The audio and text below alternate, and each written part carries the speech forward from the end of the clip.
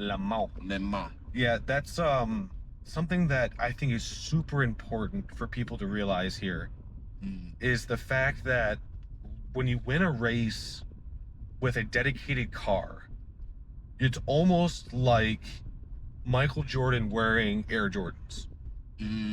When the professionals have a decision and they choose a product, or they wear a certain attire, or they win with a car, that makes the everyday person want to have that same achievement. And so then they associate that brand with that achievement. So winning all of these races then kind of got the car enthusiasts of the world saying, oh, I really want to buy a Ferrari. Yeah. I want that same thing.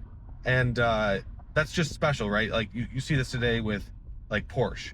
Porsche makes beautiful track cars, and they are track beasts. But 99% of all Porsche owners don't track their car. You know, they buy it because they know of how powerful it is in other areas of its life.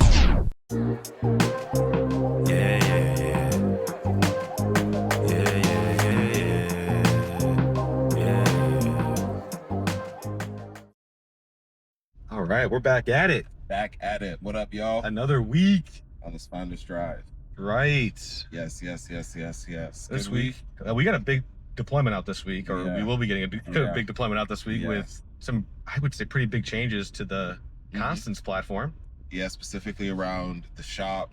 The whole process is a little bit more streamlined now, which I think will be good, both for discovery on the platform, but then also people trying to access the platform. Right. As customers trying to buy things, and then if you're an entrepreneur trying to sell a digital product or one of your services, that's a lot more streamlined. So I'm pretty excited for that to come out.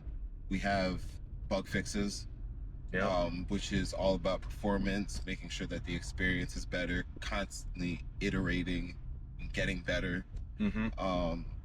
There's a lot of other creator mode we removed, so it's really straightforward to we've dropped creator mode to kind of again streamline that process of going from zero to entrepreneur. We expanded the file types that you could upload for digital products. That's right. So that's pretty dope. Should be a little bit more versatile in your offerings now. So there's a lot of different updates. I'm pretty excited about getting this one out here and then continuing to build off of that. For the people that don't know what Constance is a platform that helps you organize and monetize your interests and your passions. So that's like the 10,000 foot view, but we have productivity tools, and then we make that whole monetization process really easy. Yeah, that's really important given the climate for today. There's this Senate report that came out recently. Ooh, the Sanders one? Yeah, the Sanders one, where he basically highlighted that there was 100 million jobs expected to be lost over the next decade, and that's a conservative approach. The paper's called Big Tech Oligarchs: War Against Workers. I don't know if it's a war against workers as much as it is a byproduct of technological innovation. But nonetheless, there are consequences and things that we have to consider given how disruptive this technology is. I think there's a lot of focus on the disruption aspect. There's a lot of things that, like, there's a lot of confusion on what the technology even is.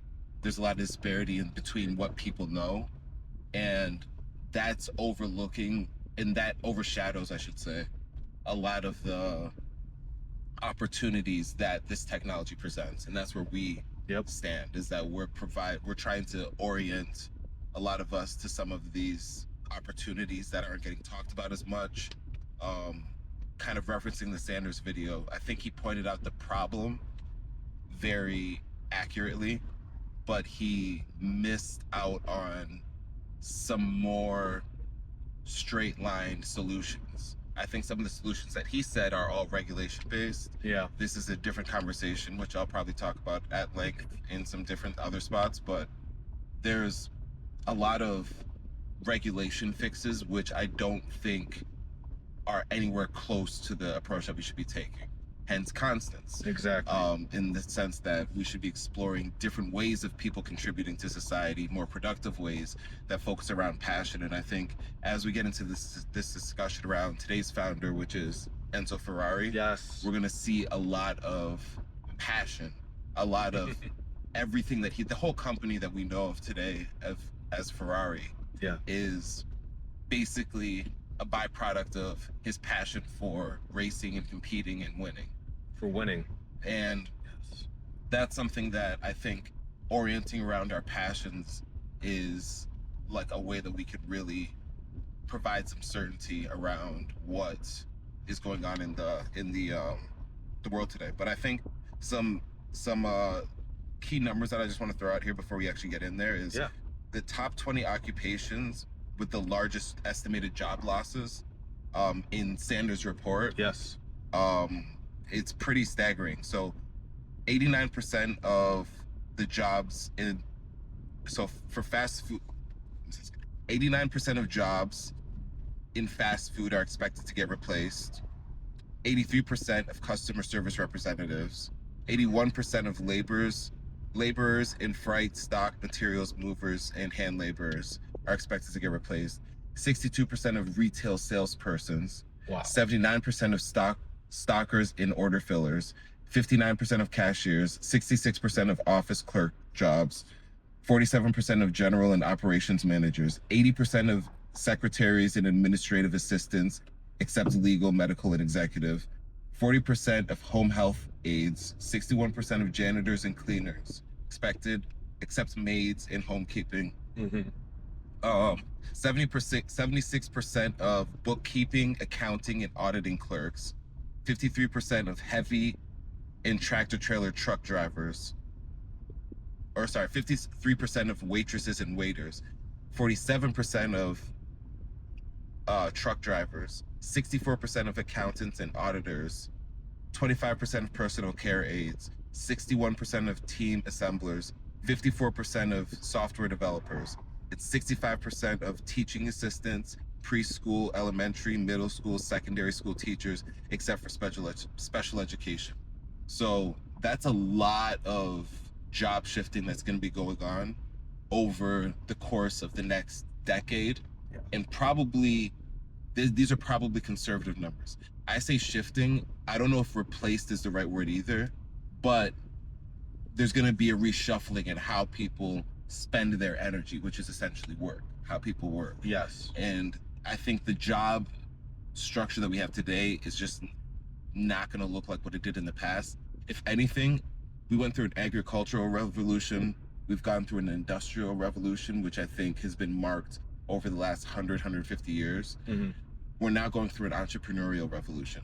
I like that. Where I think people are going to learn how to make offers. They're going to learn how to take their interest and translate that into something that they can give to other people. And so just something to know, something to pay attention to. I think in the context of this podcast, it's something where, like, as we're talking about these founders, take from the lessons, learn from them just like we're doing, and apply it to your eventual entrepreneurship journey. The one thing I want to add on to that is if you don't take any of these, reports seriously or anything like that, basically these are market signals. And we have felt so confidently on these market signals that we're taking action with our platform, but these are market signals for everybody. Everybody's going to be affected by this. It's not these kind of games, right, where it's like, oh, it's not going to happen to me. Like, things are going to change, and they're going to change fast. These are the kind of reports that show you where things are headed, and so it's smart to heed those signals. Right, at least look at them. If you've never heard of this report, look at it. There's a whole video, right? If you don't want to read the report, look at the video that Bernie put out on it. It does a pretty good job of summing it up, or just rewind the video 30 seconds and list all those numbers that's going to be impacted. So that's the only thing I wanted to add is, like, these are discussions about what's going to happen in the future, and we're trying to prepare. Just like everybody else. Don't get caught off guard. Exactly. It's going to happen to you. Essentially. And either directly or indirectly. Exactly. And so, that's just something to pay attention to. But that being said, Ready to jump into this week's founder? Yeah, let's talk about Oh my gosh, this is a fun one this week. Enzo Ferrari. That's a fun one. Ferrari. I love the Ferrari brand. Yeah, man. Iconic. Iconic. You're a cars guy too, man. I am. I don't know if I'll ever have enough money to own a Ferrari. But yeah, I love the modern day vehicles that they have, and then obviously comes with a lot of racing pedigree, a lot of racing heritage. Yeah. And that all started with Enzo. Born in what, the 1800s? Yes. Can I say that? Yeah, 1800s, 1898. Born in Modena, the Kingdom of Italy. Mm-hmm. And he was born on February 18th. Some say it was the 20th, give or take a few days. He celebrated the 18th. Yeah, he celebrated the 18th. He said, that's in my birthday. And he like, back then, like, survival rates just weren't as high. Yeah. And so they were like, and what they said, it might have been late. There was also a giant snowstorm that happened at that exact week. Mm-hmm. And so a number of reasons surrounding the missed date, but he celebrates the 18th, and so good enough for us. Good enough for us. We'll go with that. And so yes, he was born around late February 1898. And his parents were Alfredo and Adalgisa. He had an older brother named Dino, a couple years older than him, and he lived in the outskirts of Italy, in Italy. And his father was a metal worker. Yeah. With a workshop in the basement, essentially, or the downstairs, and they were living right above him. Yep. And growing up, he wasn't as studious as his older brother. His brother was the books guy. He was more of a rebel, less contained. His father wanted him to grow up and eventually become an engineer. He was not really about that, although he did gravitate towards journalism at an early age. Yeah. And he was a writer. I think even later he had he was part of some papers or editorials, but he was a writer. At least he thought that his writing was good. And the reason why I like to highlight that is because I truly believe that writing is externalized thinking. Yeah. And I think that also speaks to the productivity tools and constants, is that getting your ideas out sometimes can help clarify them and spur new ideas. And I think that Enzo, being the person that he is somebody that, even though he's in this, performance sport, high speed, is somebody that was in tune with his self. Yeah. And I think that writing also helps clarify how you feel about things and directing you to where you want to go. It helps clarify those passions. Mm-hmm. And so early on, he was not the best student. Something that also resonates with me that I learned is that he was also a track guy. Yes. That was the sport that he picked up when he was younger. They had a track in their backyard or in their a field by them or something like that. But that's another thing that I think about, because there's similarities to Phil Knight. Oh. Where that competitive bug, the racing bug, is there in the competition. And also being around track and field, it's a space of personal records, PRs. Again, it's also worthy of noting because back then it wasn't like he grew up on F1 and was like, hey, that's what I want to do. He was exposed to it at a young age, automobile driving, but the performance aspect I almost see as being ingrained from the track part of it. That's interesting. And that might just be my relation to it, where and we'll hear this a little bit later in some of his quotes, where he's always talking about the next race, the next thing. And for me, it was always the next bar, the next jump, the next race, because that's just the way that it's set up, is that you hit your personal best and then you immediately have to go right back out there and top that. And so you're always oriented towards the next, getting better. So, yeah, that makes sense. I know from a very early age, I think 10 years old was his first ever automobile race. And his dad was like, yeah, we'll go check out the automobile racing. Yeah. Because you're right, it wasn't F1, it wasn't even F2, right? Yeah. It was this amateurs essentially driving on really crappy roads with rust buckets of cars. I mean, they were going quick, but they had no safety, they had no really care in the world. They're like, no, I just want to go fast. Yeah. And what was fast back then? I mean, getting up to 70, 80 miles an hour Yeah. in the early 1900s was great. And then obviously it increased as things got better. But can you just imagine just like flying by a horse and buggy going like 75, 80 miles an hour? Yeah, dude, that's unbelievable. You were talking about the horsepower earlier. You're like, the horsepower back then was just not like... Yeah, I mean, like today you might find the same horsepower on like a tractor or like a lawnmower, right? But these guys were using it to go as fast as they could. Flying, right? Yeah, and then obviously, like especially with Ferrari's engines, as we'll get into a little bit here, he exponentially increased how fast they could go, you know, eventually getting up way above 100 miles an hour, which is insane for not having any kind of roll cages or anything like that.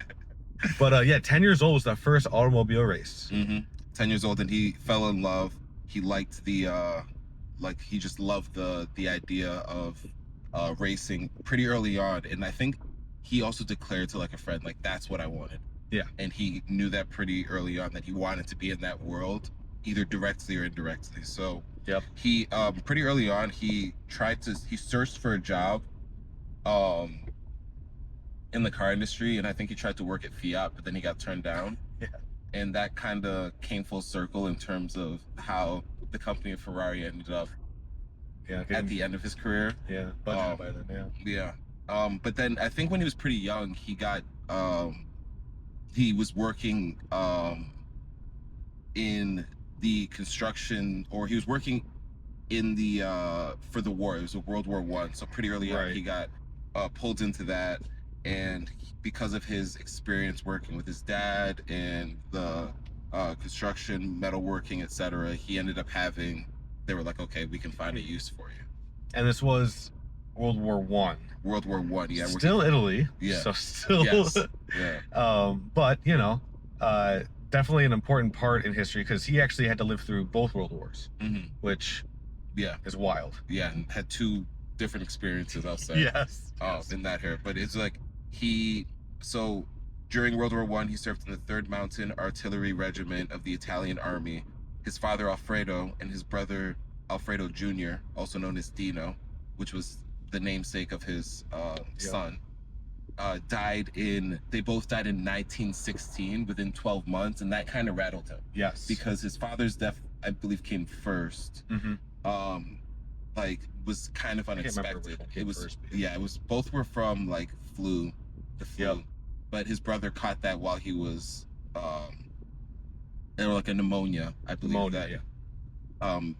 came out of like the sickness at the time, and it caught him off guard. And I think that also kind of starts a very long series of tragic events in his life. Yeah, you know, because I think up until then it was, as far as you could tell, normal. Yeah. But that double tragedy, I think, sets up a series of tragedies that he has to live through. But and it definitely changed him.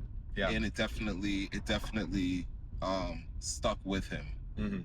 And I think, of course, like, we see that, but it just happened really fast. And so after that, his family's business collapsed, and he had to go and find another job. That's what led him to go to Fiat. That didn't really work, but then not long after, he started to get into racing.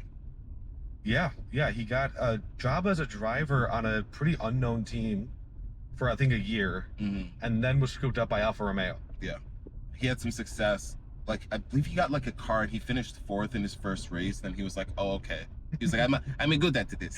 It's like, and then he had another race, and then he got scooped up by the Alfa Romeo, which was like the one of the leaders at that time, and then for the next like couple decades. Yeah, Alfa Romeo had been around for a while, and like you said, they are kind of the incumbent at that time, and so that's a huge jump to go from the span of 12 months being unemployed to being a paid race car driver for one of the top companies in the industry. Yeah, it's just like it also, I think, speaks to not only the performance that he put on himself, but also a lot of his personality, to be able to walk into a driver's meeting and just be like, yo, you guys should pick me. I should be the one driving for you. I should be the one. Yeah, I should be the one to drive. So he but he is a competitive guy. Exactly. He is a competitive guy, and he ended up racing on a few of the circuits.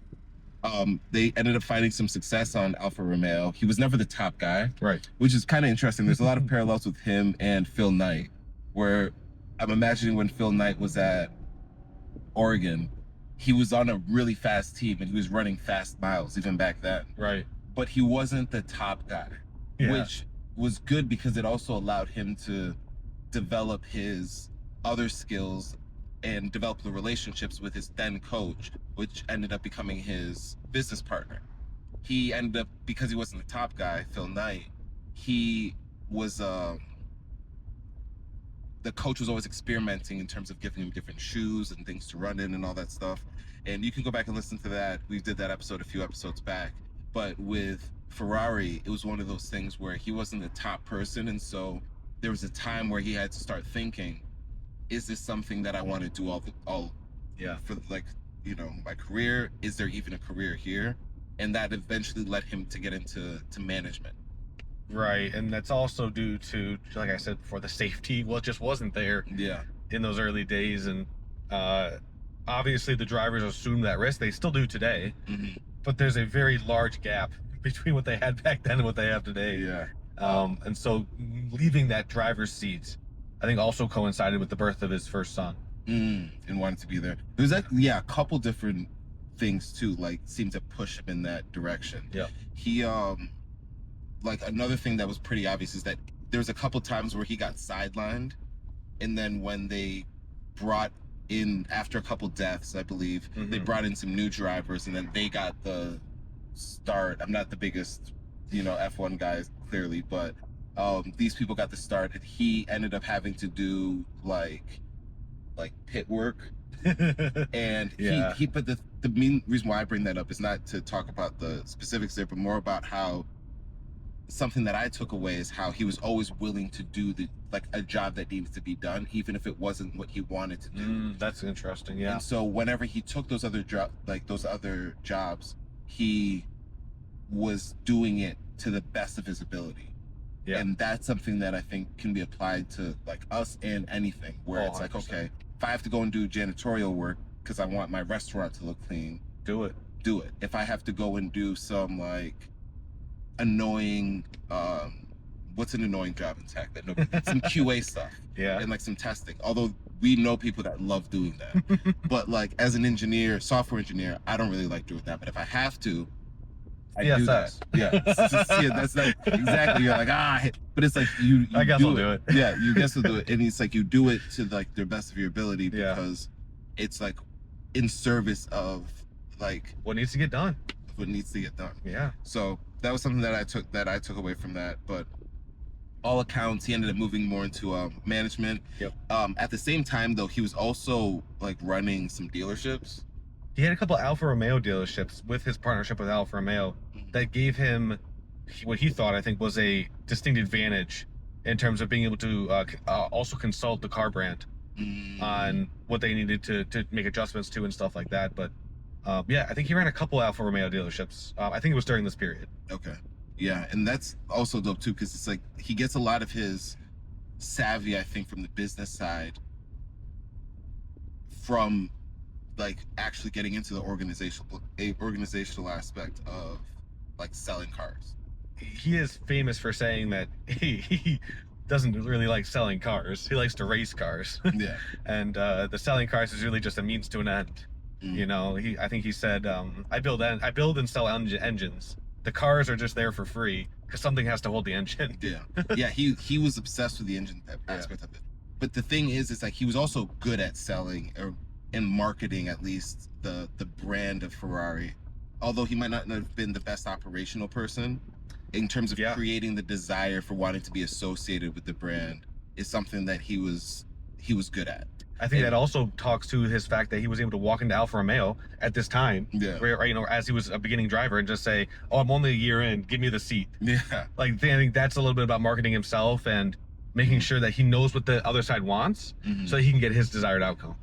And although that wasn't his North Star, clearly, like, he was much more focused on the racing and everything.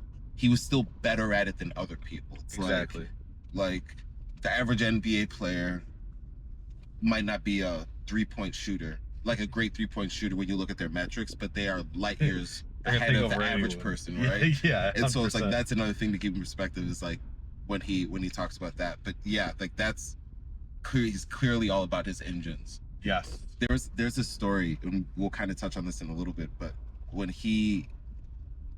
there was a huge accident where 9 people Yeah. died and like a 2 lot of them were kids, and it's noted that he seemed to be more concerned with his engines and his cars, and then he sent people out to go and scavenge for like the spare parts pretty soon after to go and see what they could recover. Yeah. So again, I don't think it's like the timing and It's just business of racing. Right? It's really what it is. Yeah. It's a thing that even drivers today, they take that risk, and to him, it's like that's part of the deal. And so we got to keep moving. Even though I know that a lot of those deaths personally affected him quite a bit, as you know, we'll get into his actually running of the team with his own drivers. But yeah, we were on him going into management around the time of the birth of his son. Yeah. And so he also had founded Scuderia Ferrari, 1929 as a racing team. Yep, representing Alfa Romeo. Yes, and that was specifically Scuderia's, horse stable. Scuderia. Yeah, but for cars. Yeah. But yeah, he was like, I just want to race, and so I will be the racing arm. Racing wasn't terribly cost effective, I would say, at the time. Still isn't today. It's a huge money pit. But yeah, he's like, I want to be your racing arm if you guys will fund me. Yeah, and they did. Yeah. And he raced the first few, right? Or he did, I think. Yeah. He actually got in the driver's seat a couple times, but yeah, he eventually did just purely go into management. So yeah. And then not soon after, 1937, Scuderia Ferrari was dissolved and returned to Alfa's racing team. And then they started Alfa's racing team again, where he was the head of it, but it was under the name of Alfa Corse. Oh, really? Yeah, and Alfa Romeo decided to regain full control of its racing division, retaining Ferrari as the sporting director. After a disagreement with the managing director, Ferrari left in 1939 and founded Auto Avio Costruzioni, a company supplying parts to other racing teams. And that was part of the reason that he couldn't use his own name for a couple years after that disagreement. Non-competes. Even back then, they were like, yes, you cannot use your name because... Yeah. So... that only happened for a short while. I think it was like 4 years he had 4 years, yeah. And then 4 years is like some time, though. I mean, oh, yeah. Like, it's so crazy when you look back. It's like, oh, yeah, it was 4 years, quick blip.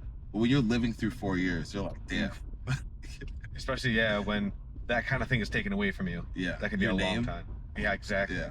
It's like hard. It's also like hard to reconcile sometimes that he's Ferrari. Yeah. You know? Yeah. A lot of times it's just the brand that pops up. Right. Speaking of brand, he got the logo from. Dude, what was the story around that? So there was like a noble family in Italy who had a son who was a fighter pilot, like an ace in the World War I. And I think he was shot down in World War I. And the emblem that was on the side of his plane was the Ferrari logo that we know of today. But it was the Prancing Horse. And he met with this family at one of the functions they had. And I think the wife was like, you should use the emblem that my son had on his plane for your cars.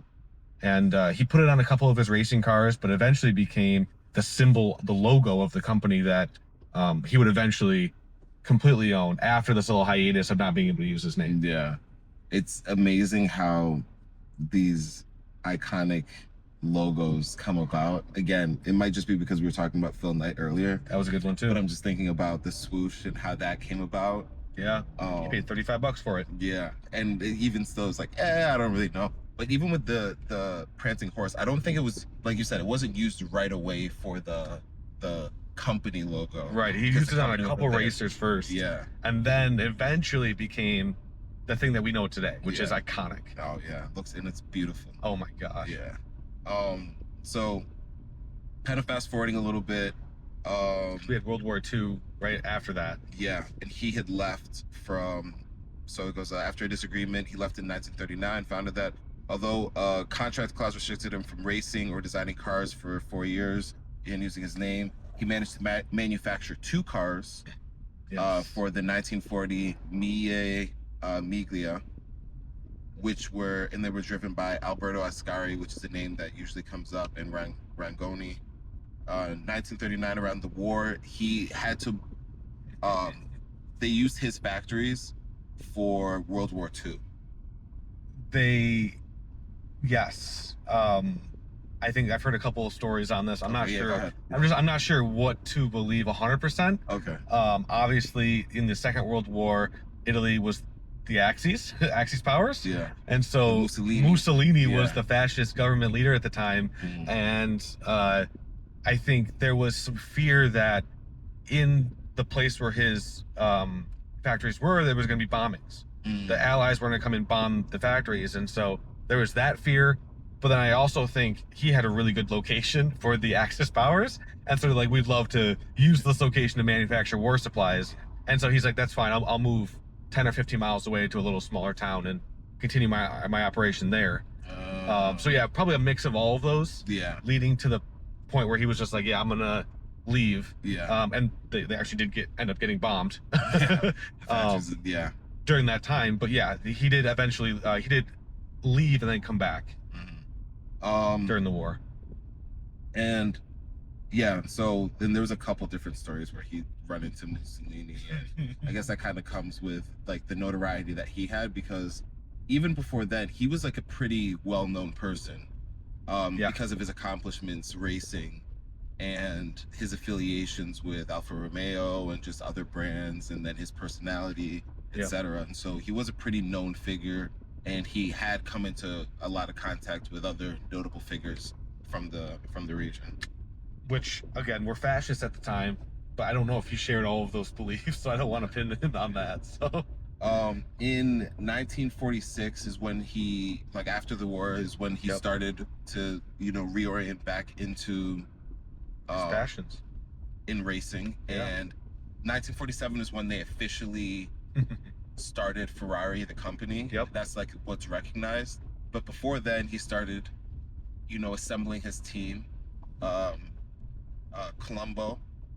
Yes, one of the early ones. Yeah, and they made that engine.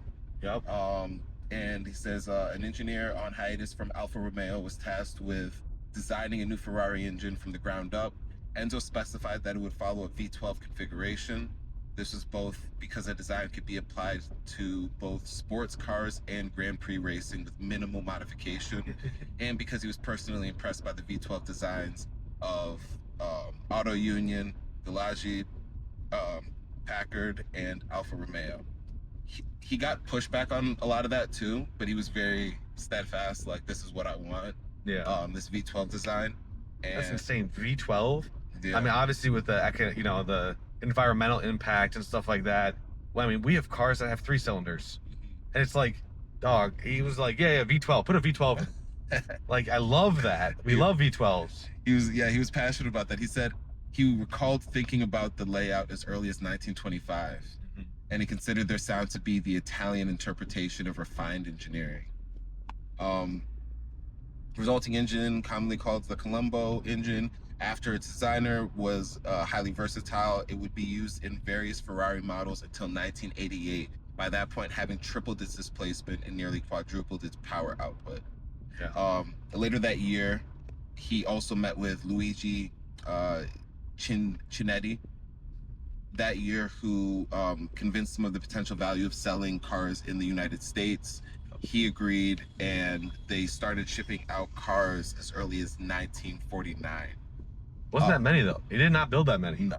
Scarcity was a big thing for him. Not only, I think, because of the budgeting aspects of things, it was just expensive to produce that many cars, but also the brand awareness and the intelligence to know hey, if I hold myself here just a little bit, these people will come chasing after me. Yeah, he had this saying where he was like, a Ferrari must be desired. It cannot be, it cannot and must not be perceived as something that is immediately available. There's also a story where he had an American coming into Italy, and he was walking around one of their sites. I don't know if it was a plant or if it was a store, but he was interested in buying a Ferrari, and they had a whole bunch of unsold units.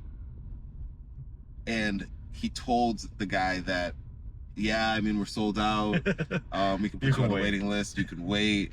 And one of the guy that was recounting and telling the story was like, why did you do that? And that's where he came up with that story where he said that it must be desired. People have to want to know that. And so they purposely withhold a lot of the production capacity. Because a practice they continue today. Yeah. Unfortunately. There's a lot of manufactured scarcity. Oh yeah. That's an interesting one, because it's not just manufactured scarcity, it's also manufactured obsoleteness. And that's a whole another conversation we can get into. But let's take a little quick detour. Just the fact that most people or most brands today are building things that are weaker than they were before, kind of in a way so that you can buy the next model.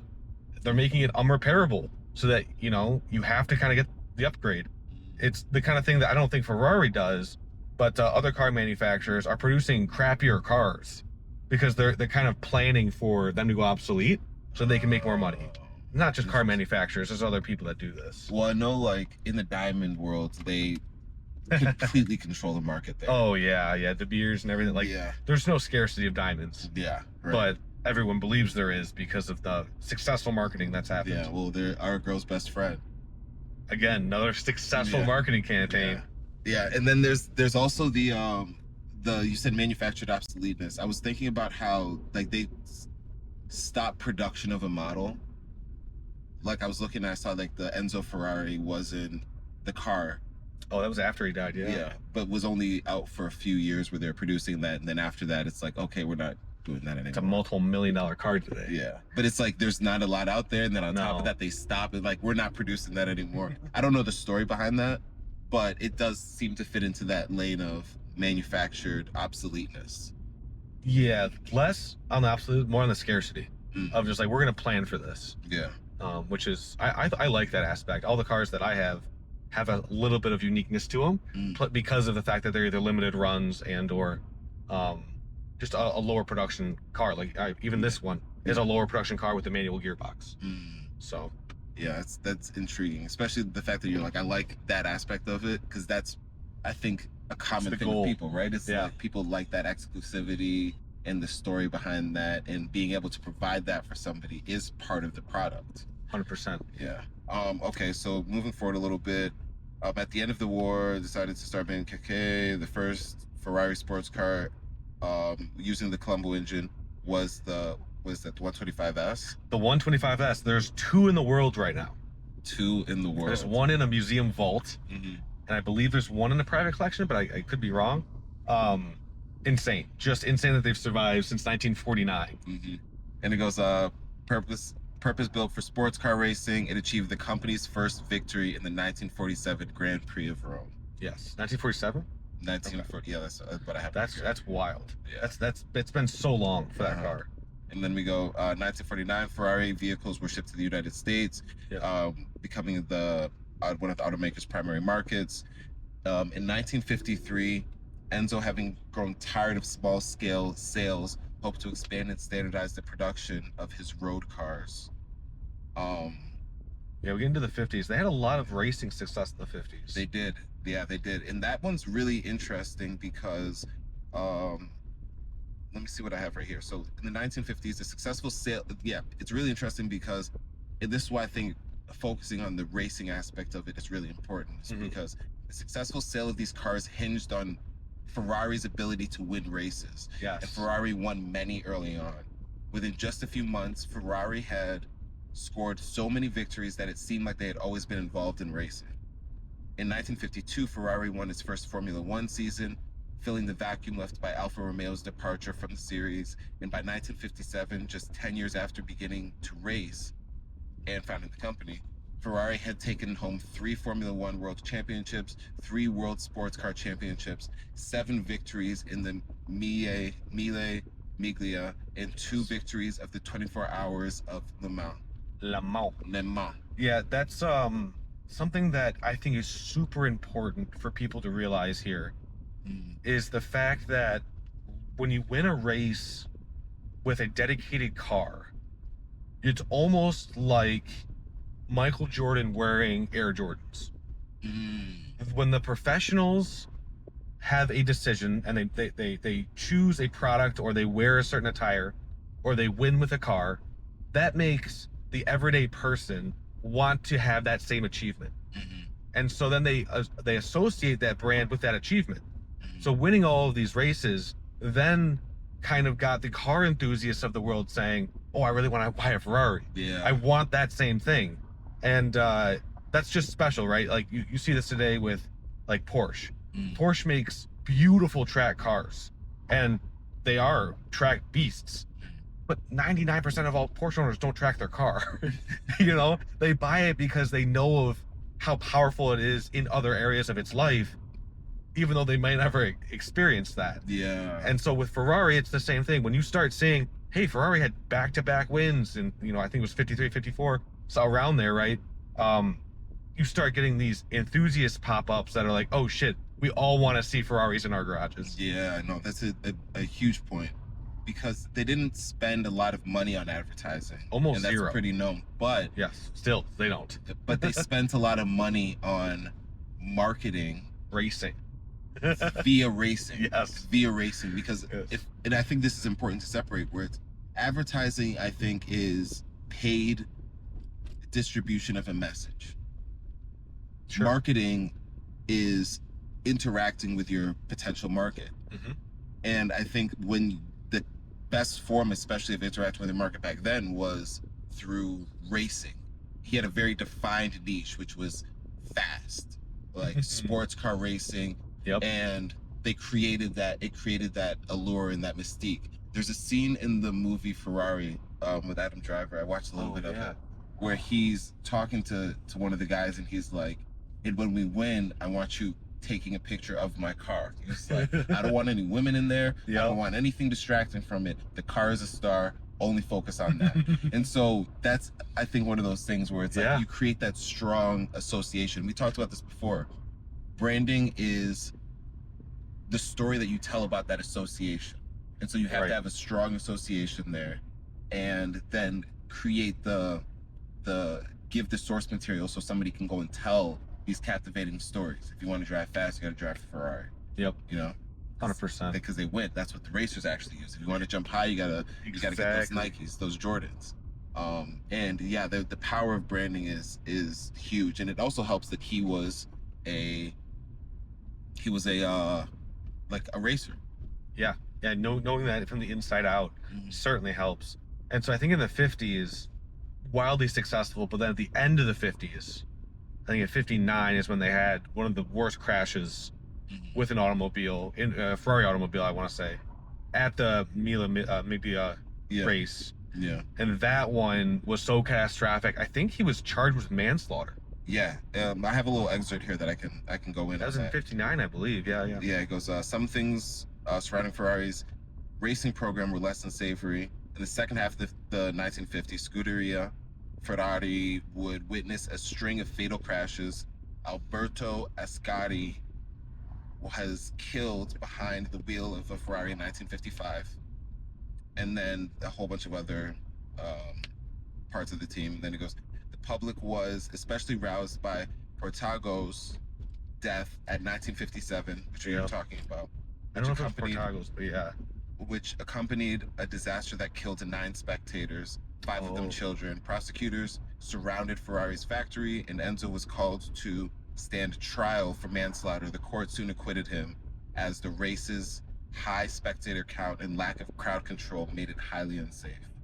Gotcha. So 57 was when that happened. Yeah. Gotcha. Yeah, I knew it was in the late 50s. And there was another one too, though. I think there was another like one. 15 deaths, I think. Yeah, just completely. And again, goes back to like, there's no safety. There was people going over 100 miles an hour, and there's just people within 5 feet of them, just watching. You know, like, and that happens today with some rally cars, but like playing in traffic, right? yeah, Like, the cars now have roll cages. They're, have fire systems in there so they don't blow up. It's like there's so many things that they take into account, but it is tragic. And I think Ferrari being so close to the team that he's building and these drivers, those deaths affected him just as much as, his father and his brother. And like I said before, kind of set up that whole tragic timeline of a lot of deaths, not only due to the racing, but, the time of safety. During that time too, in 1956, his son also died. Yeah, that's tough. That was muscular dystrophy? Yeah, it was like a facial one, I think. But oh, was it? Yeah, but it was like a muscle. Yeah, it was a degenerative disease that eventually claimed his life in the 50s, and that's got to be hard too. That's another Dino that passes away in his lifetime. So yeah, that's there's a lot there. 1963, Enzo. We get into the tough years. Yeah, because this is when Ford starts coming around in the 60s. Yeah, so the whole Ford versus Ferrari that you guys have probably seen everywhere. Exactly. 1963, Enzo, wishing to focus more closely on Ferrari's racing program, began searching for a company to which he could outsource its manufacturing operations. An offer he sent that February to Ford Motor Company, which was looking to expand its presence in Europe, a market where a brand's racing performance mattered more than it did in the United States. Henry Ford II, Ford's CEO, jumped at the opportunity to buy Ferrari. He hoped that by buying the Italian company, Ford would immediately gain racing credibility that it could use to sell cars in Europe. Ford sent 4 delegations to Maranello in the following months, with one led by Donald and Frey arriving at Enzo's office to work out a contract. There they toured Ferrari's facilities, discussed various opportunities that the buyout would open up. But very soon, by May 21, the delegation had come up with a final contract. Ford was to buy 90% of Ferrari, right? After which there would be 2 corporate entities, Ford Ferrari, which would manufacture road cars, and Ferrari Ford, a more or less independent racing team. Things appeared to be going well until Enzo found a clause requiring the racing team to request its funds from Ford that he felt threatened his autonomy. He then asked about his right to field cars as he pleased. After Frey responded negatively, Enzo is said to have insulted and cursed the delegation out of the room. And then the next day, it was announced that the talks were done. Ford then pissed and said, all right, well, we're going to come up with our own racing division and prove them wrong. Yes. They came up with the model, this is the GT40 for 24 hours. Yeah, 1964. And then I think they kind of sucked at first. And then they saw that Shelby was... Carroll Shelby came onto the floor. I do want to say that in the 50s, all that tragedy did lead to some hard times for Ferrari, and that's why he was looking at that manufacturing outsourcing. He was not flush with cash. Yeah. He was struggling hard, and so he needed the deal with Ford to go through. Like, he was desperate about that shit. But when he found that clause, he's like, no, I'm doubling down on this. Like, I need to have full control of my racing team. I don't want to have to come to you begging for money because I know you're not going to give it to me. And so the deal's off. And after those tragic events in the 50s, he stayed in his office in Italy for really the rest of his life. He didn't travel very much. He went to the same restaurant every day for lunch. Like, he was extremely hard to get to. And I think that also plays into some of the scarcity of him personally. And that's why Ford just had to send over all these delegations, because he wasn't going to travel. Yeah. He was like, no, I'm chilling in Italy. Come to me. Exactly. But yeah, and then we get into the fact that Ford then, got pissed and then decided to take on Ferrari with Carroll Shelby. Yeah. And that's the whole basis of that Ford versus Ferrari movie and book. Which they do end up winning against Ferrari in the events, which kind of sets up an entire new series of how Ferrari is able to stay afloat. Yeah. And so they end up winning there. Ford ends up winning. Yeah. And that spoiler alert. And then kind of like skating forward a little bit, Ford continued to struggle with sales and production throughout the 60s, especially in like the late 60s. Reluctantly returned to Fiat for financial assistance, and the two would Ferrari stroke, yeah, right? yeah. And the two would complete an acquisition deal in June of 1969. Yep. Fiat received 50% of the company's shares upon its completion, with Ferrari keeping the other 50%. The 50-50 split in shares reflected a projected split in responsibilities where Fiat would take charge of road car development and manufacturing, while Enzo would retain complete control over racing operations. Yep. An immediate result of the buyout was an increase in available investment funds, and work started at once on a factory extension intended to transfer production of the Fiat Dino over from Turin. New model investment further up in the Ferrari range also received a boost. Ferrari's racing program was also able to capitalize on the influx of funds, allowing the company to create the Ferrari 512 prototype car, and a new test track, and they put that to use. The buyout had an immediate positive effect on Ferrari sales between 1969 and 1972. They increased exponentially, but not on its other financial metrics soon after the acquisition. Ferrari's operating revenue and gross operating income both fell drastically. Yep. Ferrari and Fiat's engineers had a difficult relationship with one another, and Enzo, determined to retain control over racing, conducted Ferrari's research and development independently from Fiat. So there's a lot there. There is a lot there. I think part of that deal too was that 50% that Enzo kept. 10% of it was kept for his heirs. Yeah. For his estate, because he was never going to sell his share. He was like, "I'm taking this to the grave." Yeah. He did. Yeah. But yeah, it's Piero Ferrari owns 10% today. Yeah, exactly. I think he sits on the board as well. Yeah, and that puts him at like $10 billion of a net worth. Yes. But it also keeps it in like the family association lineage. Yeah, just like Henry Ford has. Yeah, exactly. A little more control, but yeah. And so, but going back to the area where the Fiat, is a thing to note is that it was the operating income and the the gross income and the operating revenue which decreased, which means that sales were increasing, revenue, the gross coming in, but then after you account for operations and how much it costs to operate, they didn't move the needle. Right. Which is not... You're not growing. It's like, it looks like you might be, but it's actually you're spending more money to get the same amount of revenue. Yeah. More actually, because it's actually less. Well, you're getting more revenue, but after you deal with operations, you're left with less. Yeah. So it's like something's off here in terms of how the company's being run.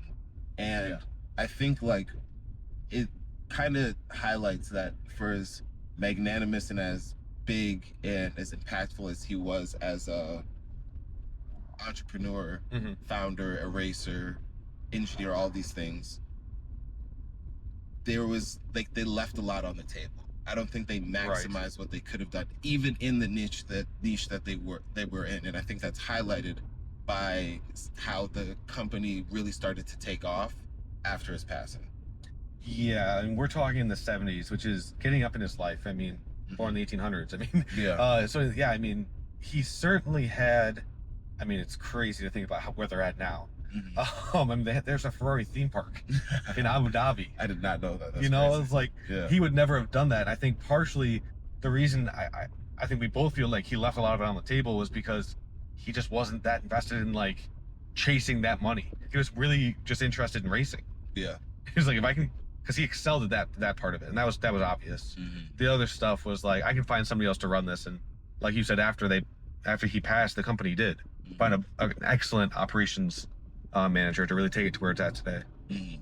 So it was by 1973, though Fiat's presence was stronger, concerned about the amount of revenue going into Ferrari's sports car racing program, Fiat helped push it into giving up the discipline entirely. From that point onward, Ferrari would only participate in Formula One.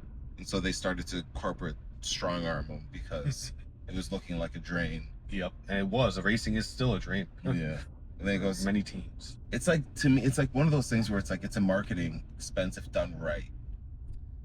100%. It's a marketing expense. Yeah. But those expenses are expensive. Hundreds of millions of dollars at the moment for F1. and so it's not like a small line item, you know. And I don't, this is outside looking in. I don't know that much about the actual sport of racing outside of like superficial stuff and like media stuff, and then like looking into Enzo Ferrari, etc. But that's interesting to know. Yeah, I mean, take NASCAR for the most basic example. Make a left turn, you go fast. Yeah. That's turn racing. To the left, drive straight, turn to the left, turn to the left. No, but in terms of like all of the operations that go into it, feed it, and what those expenses actually look like, and what the turnout is, and how that converts and all that. Now, I mean, some of the most expensive today is the drivers. They're getting paid hundreds of millions of dollars to be drivers. It's because they got those Netflix deals. That's true. Like, oh, shit. People know us now. And that was in the 70s, right? In terms of the and then it goes up. Yep, and then it goes into 1980. In the 80s, starting in the 1980 season, the team entered an extended title drought that year. Ferrari only managed 10th place in the Drivers' Championship, a problem brought about by their inability to adapt to ground effect. Even after regulators banned the technology, though, Ferrari still struggled with keeping its cars competitive and up to date. Yeah, which is kind of sad because that's getting towards the end of his reign. Yeah, and then he died in 1988, right? An event that saw Fiat expand its take to 90%. Enzo was succeeded by Luca Cordero di Montezemolo. Is that how you say that? Okay, bud, you're going the wrong way down this one way. Yeah, it's happened a couple times over here. Yeah, we'll capture this on camera. Yeah, can't do that. And then under whose 23-year-long chairmanship, the company greatly expanded. Between 1991 and 2014, increased the profitability of Ferrari's road cars nearly tenfold, both by increasing the range of cars offered and through limiting the total number produced. That not only was there good operational brains, is that how you say Montezemolo? I don't know how to say that name, but this, I mean, from 19, would you say? I mean, from the 80s to the 2014, you also had Michael Schumacher, who was, literally, I mean, he had over 70 Grand Prix wins for Ferrari, to the point where like you start getting into that same mentality of like, oh, I'm now associating this brand with excellence. Yeah, and then bringing up those car sales. And I think that that highlights how important the racing success translates into profitability and business success. 100%. And it says that Monteze, I'm not gonna say that right now. Chairmanship also saw an expansion in licensing deals, a drastic improvement in Ferrari's Formula One race performance, and it highlights Michael Schumacher's and Jean Todt's hiring and the production of 3 more flagship cars: the F50, the Enzo, and the LaFerrari. Holy Trinity. You know, the LaFerrari is part of the iconic set of cars today, and then the F40 is one of the most expensive cars in the world right now. So yeah, I think there's a lot that happened with Ferrari after his death, but a lot of that stuff comes back to the fact that he was so passionate about winning races. Yeah. And car racing in general. Oh yeah, I mean he that drove him. Like some quotes that I have here is, he says, "I have yet to meet anyone quite so stubborn as myself and animated by this overpowering passion that leaves me no time for thought or anything else. I have, in fact, no interest in life outside of racing cars." Said, "I've never gone on a real trip, never taken a holiday. The best holiday for me is spent in my workshops when nearly everyone else is on vacation." Yeah. Yeah. So like a lot of this stuff. The fact is, I don't drive just to get from A to B. I enjoy feeling the car's reactions, becoming a part of it. Very visceral, very in tune, very locked in, and very passionate about his craft, how he's spending his time, and it shows. Racing is a great mania to which one must sacrifice everything without resistance, without hesitation. He's just all in. Yeah. He's like, I'm literally just all in on this stuff. I'm there. He says, "I build engines and attach wheels to them." I have, in fact, no interest in life outside of racing cars. The best Ferrari ever built is the next one. In terms of forward thinking, the most important victory is the one which has to arrive. On winning, race cars are neither beautiful nor ugly. They become beautiful when they win. Yeah, I love that quote. I love that quote. That one speaks so much to the fact that the companies, especially in his time, were living or dying on the track. Yeah, You know, and that's... No kidding. And that's so powerful because a lot of people, you can translate this, right? Your startup lives and dies by your users. Yeah. You have to engage with that, and you have to go all in on that stuff if you want to be successful.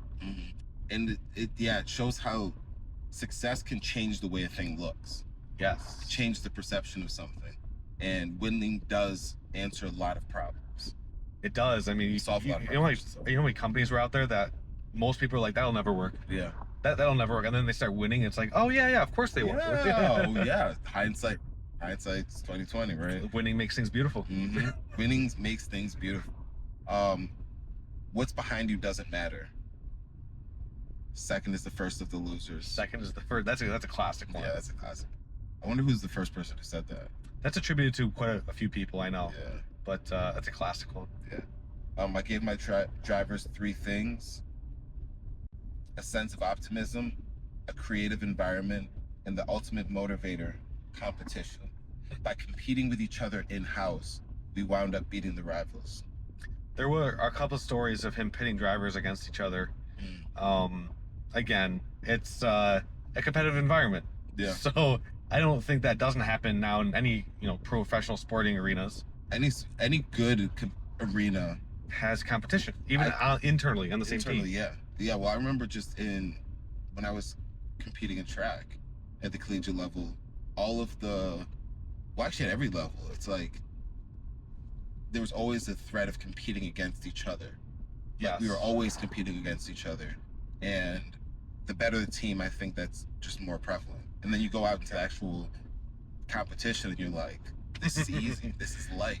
Yeah. That's how it should be. Exactly, make it look easy. And then we go, the Ferrari is a dream. People, we talked about that one. Everyone dreams of driving a Ferrari. It was my intent from the start. Which again, that may or may not be the actual road cars, but I think he was like, yeah, everyone should want to drive my race cars. Yeah. This is where it's at, these V12s. I mean, yeah, Enzo led a crazy life and a lot of tragedy in there, but also a lot of accomplishment. Yeah.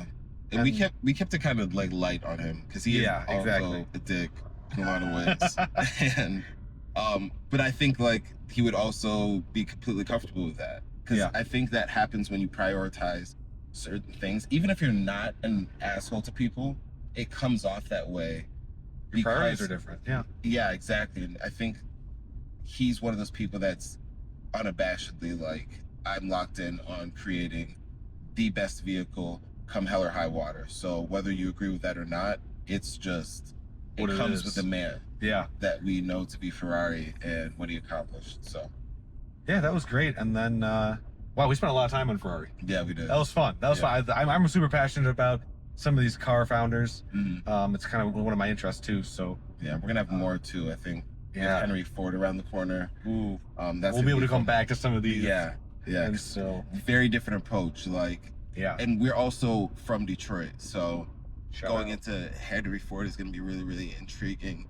And then contrasting that with Enzo, who is completely different in the sense that he's still a pioneer, but not about mass producing. Like, that was not his interest. Yeah. So it also kind of shows like one market can have space for a lot of people depending on who they're trying to serve and why they're trying to serve them. Yep, and some of these markets are growing, like the creator market, right? And I want to say that the things that I think Ferrari did really well in terms of business and how we can abstract that to not only apply to us and what we're going to try and do, but really everyone else, is the kind of content we're going to get into in the super secret, which people can find on Constance. On Constance.com. Constance.com, yes. /C/Founders Drive. We'll have a link in the description and comments. And it's also pretty easy to remember, Constance.com. CONSTANTS.com.